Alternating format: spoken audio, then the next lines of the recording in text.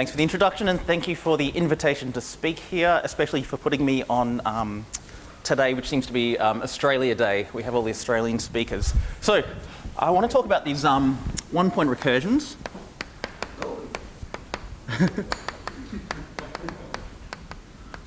And probably the best way for me to introduce these is just by example. So I want to start off with the Hara-Zagier recursion, which essentially is a statement about ribbon graphs. So Hara and Zagier were interested in calculating the virtual Euler characteristic for moduli spaces of curves, the uncompactified moduli space, and it comes down to a problem about ribbon graphs. So this is the problem. So you'd like to know for a given G and a given D, if I give you, say, some 2D-gon and ask you to glue the edges together in pairs to obtain a surface, well, we can obtain all sorts of surfaces. And the question now is, how many ways are there to obtain a genus G surface? So we'd like to know the number of ways here. And this is called AG of D. And Hara and Zagier's statement is that there is some very simple looking recursion for these numbers, and this dates back to 1986. So the form of the recursion is something like the following. It says there's some simple factors in front of these AGDs.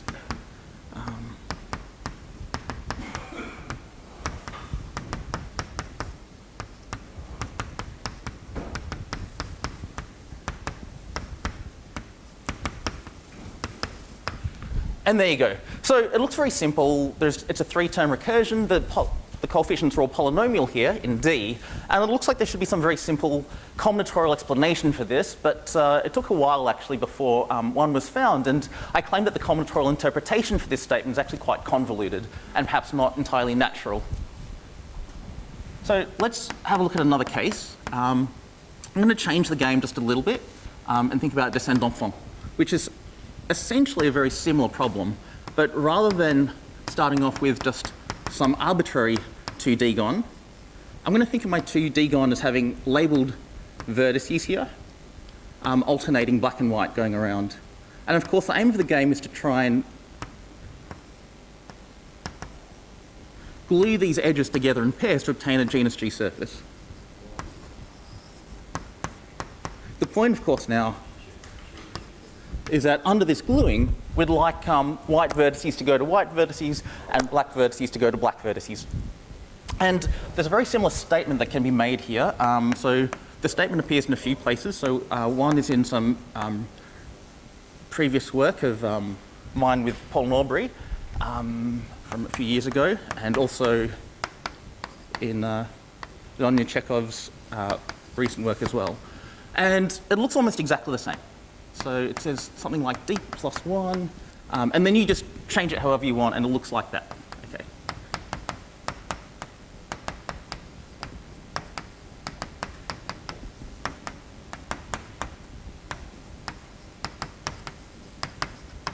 I could be wrong, but you understand what it looks like. Oh, thank you. Okay, so now let's adopt the lesson that we learned this morning from Maxim, and that these problems are too difficult. The easiest problem, of course, is the case of monotone Hertz numbers. So let's have a look at that.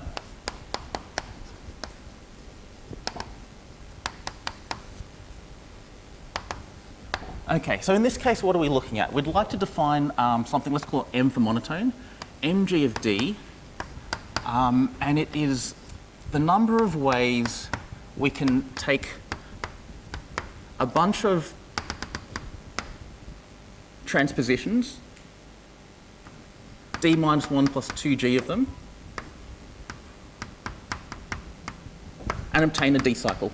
In particular, this D cycle, but it doesn't matter which D cycle you choose. So this calculation to be done in the symmetric group SD.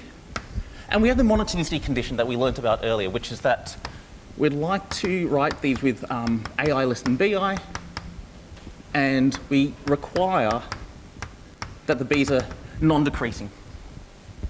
And as it turns out, in recent work with a PhD student of mine, Anupam Chaudhary, we find a one-point recursion for these numbers as well, which takes a quite similar form.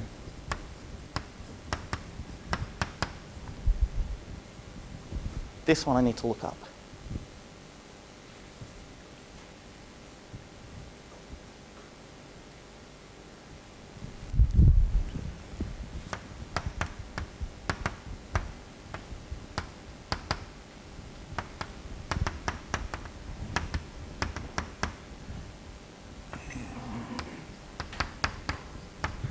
Okay, so one thing you might wonder is, well, this monotone condition is a little bit complicated, and maybe what we'd like to do is think about what happens when we just get rid of that. So you could call those not necessarily monotone Hertz numbers, but people usually call them just Hertz numbers.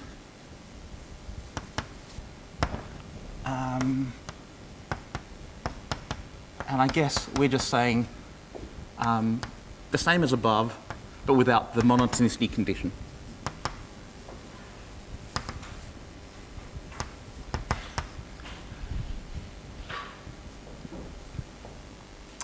And I guess the fact is that Maxim was correct. These are more complicated in the sense that no such recursion exists.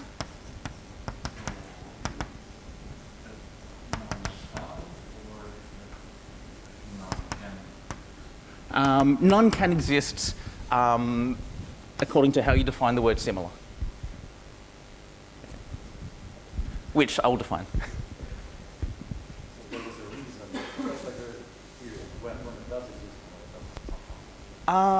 Well, but this is something I'd like to know.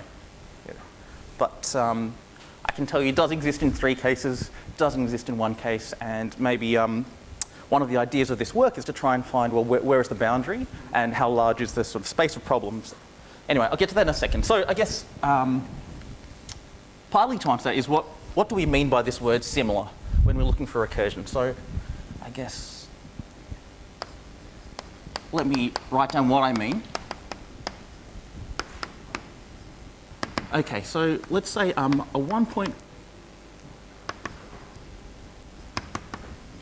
recursion for some bunch of numbers which depend on non-negative integers g and positive integers d is some relation which looks like all of those, except we won't be so strict about how many terms we see. People often refer to the Harazagia recursion as a 3-term recursion, but we'll allow as many terms as you like as long as it's finite. And we still require these polynomial coefficients. So it's some relation of the following form. I guess we're looking at some sum over all i's and j's from 0 up to some finite number of, we want c g minus I d minus j. We want this to be 0 and we want some polynomials in here, in D. And I guess we'd like this to be true for all D and G. Okay, so sort of this structure is sort of, might be sort of familiar. It sort of looks a lot like what we mean when we talk about holonomic functions. So it sort of actually pays to use the language of holonomicity. So the fact is that this is equivalent to saying something about a generating function for these numbers. So the generating function will be as follows. There's an x and an h bar. So what do we want to do? We want to sum up over all possible g's and d's. Our CG of d's, our numbers, and record the genus somehow, and record the d somehow. Okay. So equivalently, we'd like to say something about this particular generating function, and it's just the fact that this satisfies a linear differential equation with polynomial coefficients. So this is holonomic over, we need to choose some field. It's going to be C of h bar.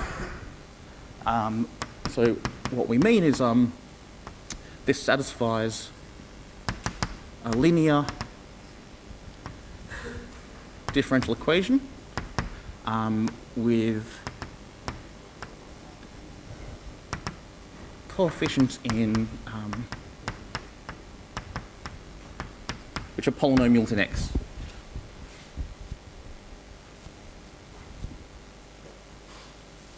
So if someone actually asked you to calculate these numbers, they asked you to calculate how many ways to produce these ribbon graphs, how many ways to produce these descent d'enfant, monotone Hertz numbers, etc., you probably wouldn't think originally to do it via one of these one-point recursions, because as many of you will know, there's somehow a more sort of general recursion in all of these settings.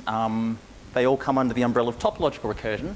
But for the cases of ribbon graphs and descent d'enfant, if you don't restrict to just what we call one-point invariance, but you expand the problem to include not just one polygon, but n polygons, more generally, or if you expand your Hurwitz-type problems to not just be about single cycles, but permutations with n cycles more generally, then it's much easier combinatorially to obtain a recursion.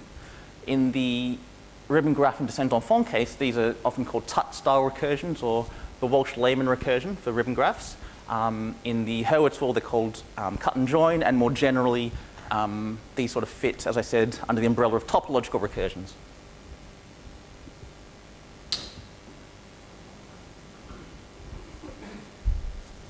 So just a quick remark about that. So if you're invited to calculate these numbers, you might think to expand your world to calculating n-point invariance more generally.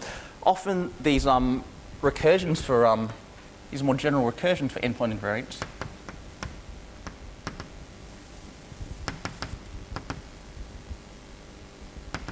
so these guys are usually combinatorially simpler,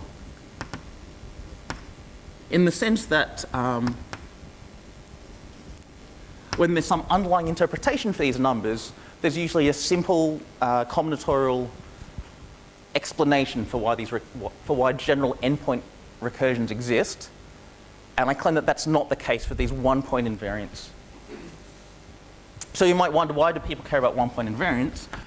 So one reason that it actually is, I think, hopefully clear that these are computationally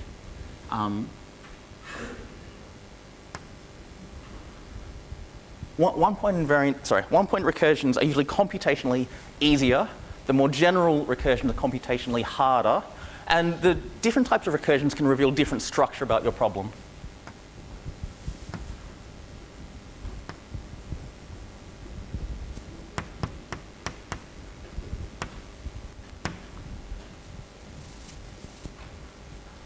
Okay, so the motivating questions I'd like to ask today are the following. So the first is, if we look at different proofs of these one-point recursions for various problems, they often have very different mechanisms for proving them. So one question is, can we find a unified way to prove them?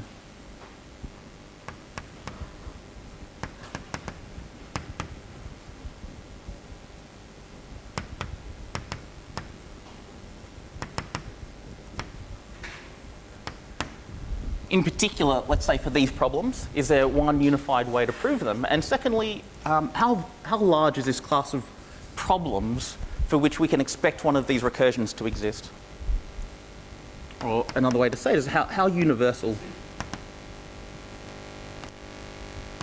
are one-point recursions?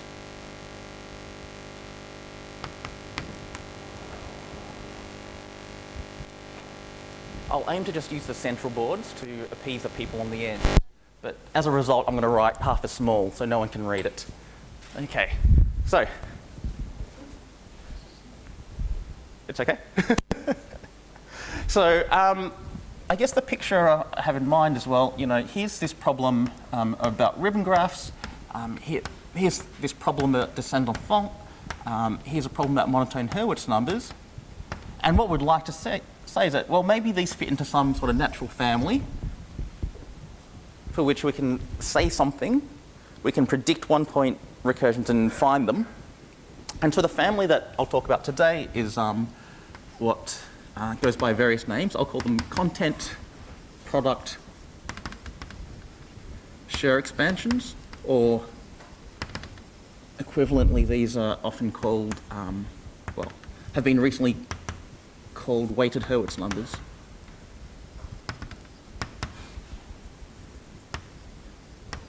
Okay.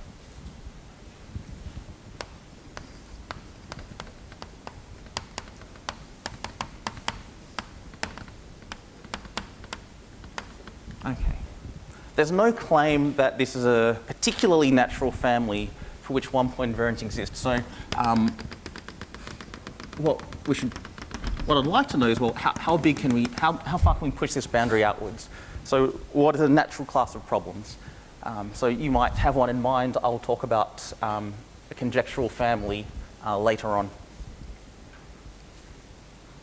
Okay, so what I'd like to do is come up with a big class of problems where we just obtain numbers for each non-negative integer g and positive integer d, and what we do is we provide some input into our problem. So the first thing is that we pick some g of z, which is a formal power series, and normalize it so that g of 0 is 1. Okay. The second thing we do is we pick a bunch of complex numbers, and the idea is we're going to write down some large generating function, and then we're going to dig into that generating function and pull out some coefficients, and they will be sort of the analog of these problems. Okay, so what is the output here? So we're going to write down some big partition function. So there's going to be a bunch of p's, a bunch of q's, and an h bar. And this is going to be sum over all partitions of some double Schur functions. So first we have S lambda, the Schur function, written in terms of these power sum symmetric functions. We have the same thing in the q's, except I'm going to normalize these by h bar. And finally, this is where the content product comes in. So I'm going to have some product over all the boxes inside my Young diagram for the partition. This is where the g comes in as well. G of the content of the box times h bar. Okay, so what do we mean here? So I'm thinking of my partition as some Young diagram, and the contents are just these numbers I'm filling in here. How far away you are, how far above the diagonal you are.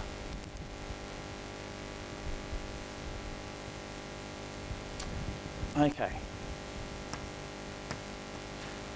The idea is that this should be some partition function, so naturally the exponential of a nice generating function. So let's think about the logarithm of this object and write it in the following way. So sum over all g, sum over all n from 1 to infinity, sum over all choices of positive integers d1 to dn. Okay, and then I'd like to say that I obtain some coefficient here, which depends on g, n, and these integers d1 up to dn. I have an h bar floating around, which records something like a negative Euler characteristic. N factorial here, and pd1 up to pdn. So I guess we've seen a few expressions like this today already.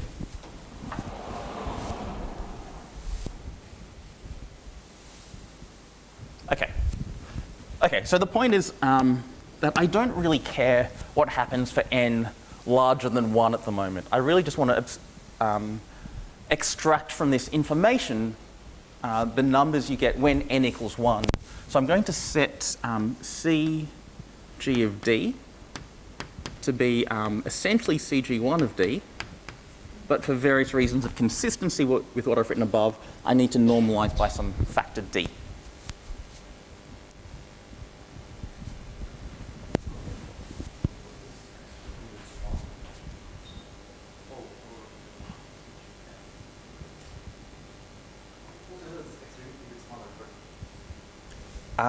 Here. Yeah, this is the n. So I only want to take out, I want to ignore most of the information in here and just extract the so-called one-point invariance, so when n equals 1.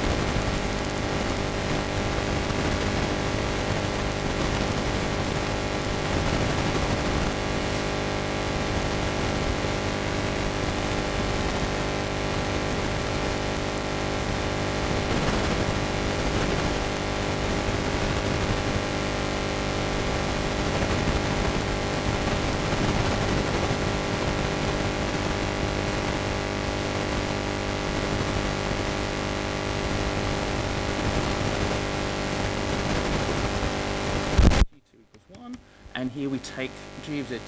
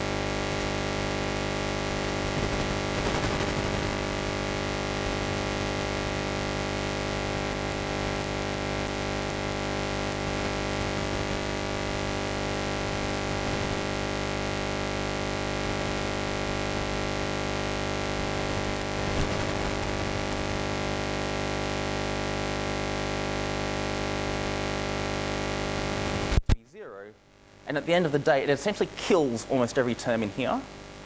So rather than being a sum over all partitions, it turns into a sum just over hook partitions. So this reduces the sum over all lambda in partitions to a sum over all lambdas which are hooks. And by hook, I mean something which looks like this.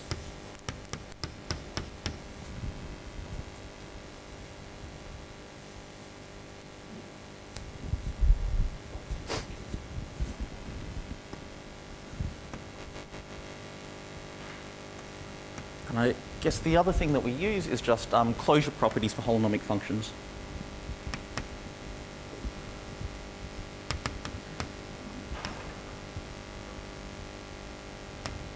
In particular, things like convolutions of holonomic functions are holonomic, all sorts of products of holonomic functions, holonomic, etc. Okay, so I won't say too much about the proof, but there it is.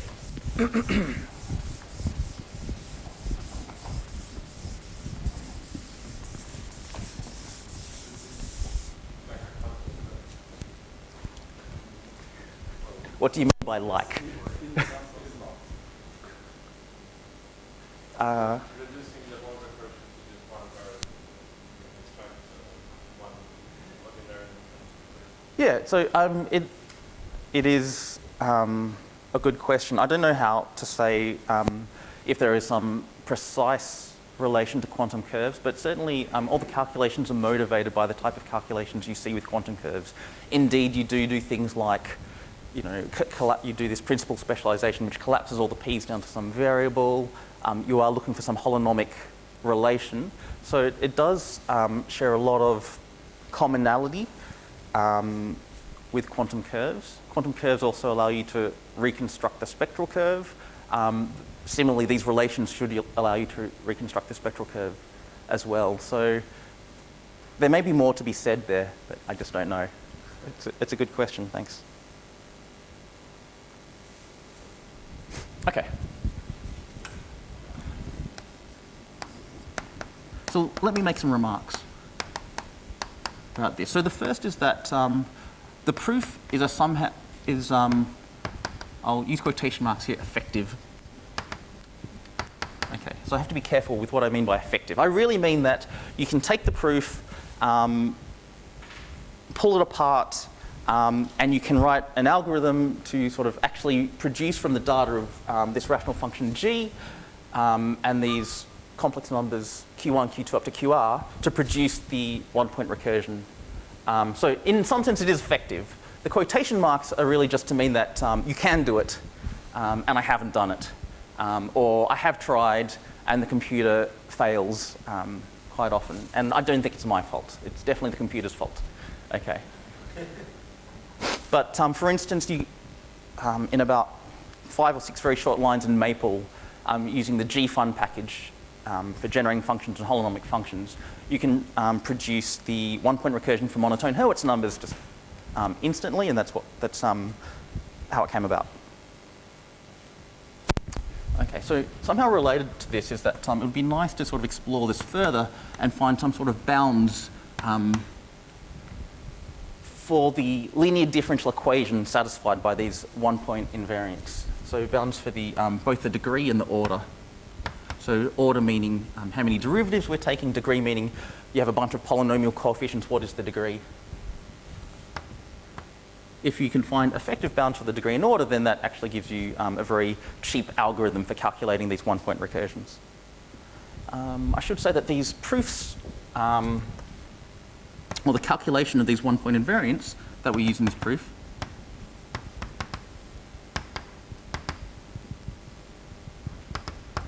lead to interesting formulas. For instance, even though we can't find a one-point recursion for Hertz numbers, we can calculate one-part Hertz numbers and obtain the following formula.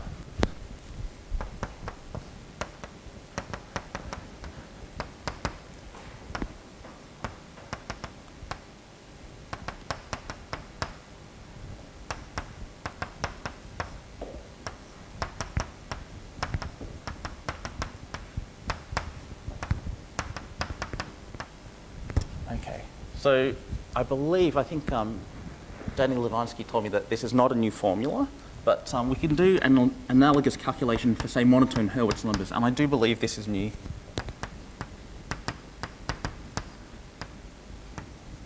So we have some combinatorial factor up the front, and this is essentially related to the combinatorial factors 2D choose D that occurred in Maxim Kazarian's talk in the morning.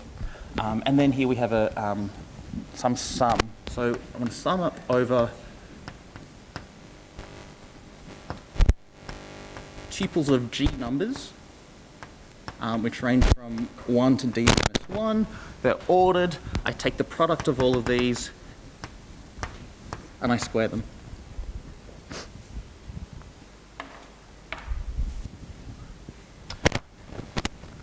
So the ELSV formula for Hurwitz numbers tells you that there should be some sort of polynomial behavior here, even more generally, not just for one part Hurwitz numbers, but for n part Hurwitz numbers more generally. Similarly, the ELC formula for monotone Hurwitz numbers tells you that there should be some polynomiality here. And indeed, these prove the polynomiality structure in the one part case. So that it doesn't say anything about Hurwitz numbers where you're not just looking at a 1D cycle. You might be looking at more general permutations that you're trying to express as a product of transpositions. But, well, there's a question, can this be lifted to some statement for, say, 2-point Hurwitz numbers, 3-point, etc.? I should also mention that these calculations for 1-point invariance, you can probably extend them to calculations for 2-point invariance and 3-point invariance, etc. Whereas for 1-point invariance, we reduce our sum over all partitions to partitions which look like hooks, or they look like somehow one bent strip. For 2-point invariance, you'll have it'll reduce to a sum over partitions which look like how should I say this? Fit inside 2 rows and the union of 2 rows and 2 columns. So somehow skinny.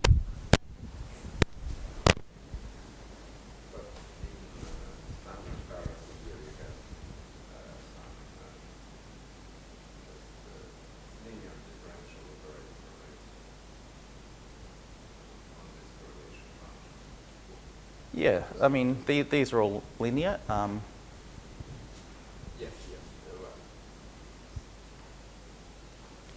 I don't know, a comment or question?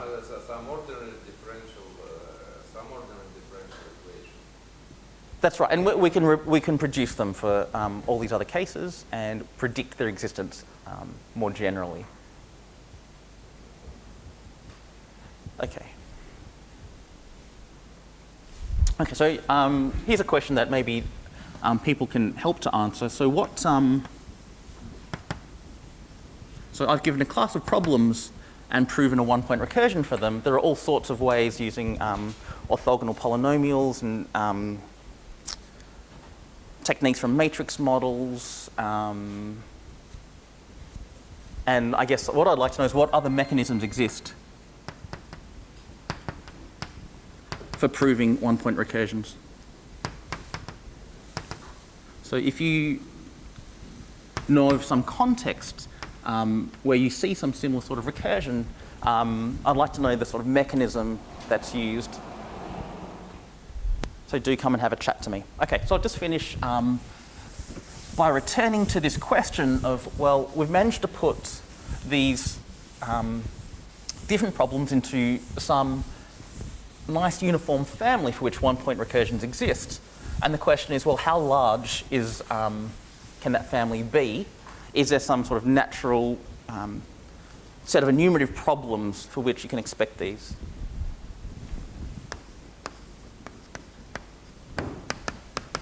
And so I guess this is something I'd like to think about, but I'll put it out there as a conjecture. And it's just that if you apply topological recursion to some rational spectral curve, as everyone else has done today, I'll mention topological recursion but not define it, then these correlation differentials, when we expand them and collect the coefficients,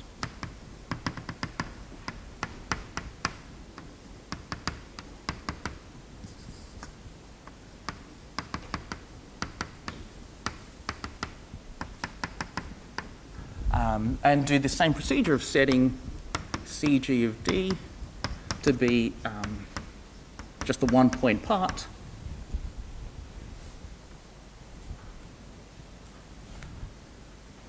then I guess the natural conjecture is that these satisfy a 1-point recursion.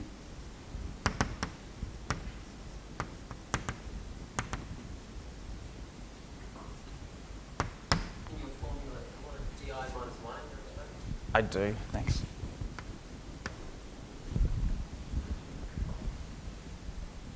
Okay, so I guess you can wonder what sort of evidence there is for a conjecture like this. Hopefully I think it's easy to believe. I guess our main result is to provide some evidence. The reason why is that these double Schur expansions, these partition functions are known to be governed by the topological recursion according to the work of Sasha Alexandrov and others. And indeed,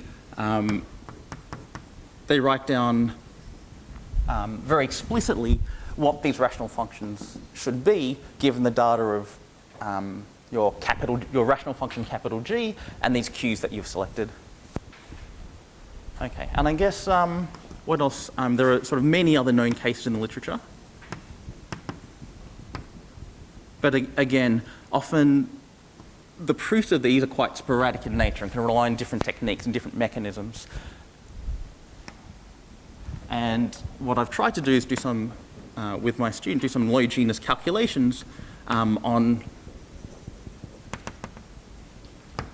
random spectral curves. So not ones which come from the literature or have a particular interpretation, but just ones that we can write down and compute with. Now, when I say random, of course, I don't mean that in any precise sense. And also, there's a selection bias towards ones that I can actually calculate easily with to reasonable genus. So you just try to find whether some recursion is not recursion. That's right. So is there something like a one-point recursion that works to, say, genus 7 or something like that? Okay, that's all I have to say, so thank you.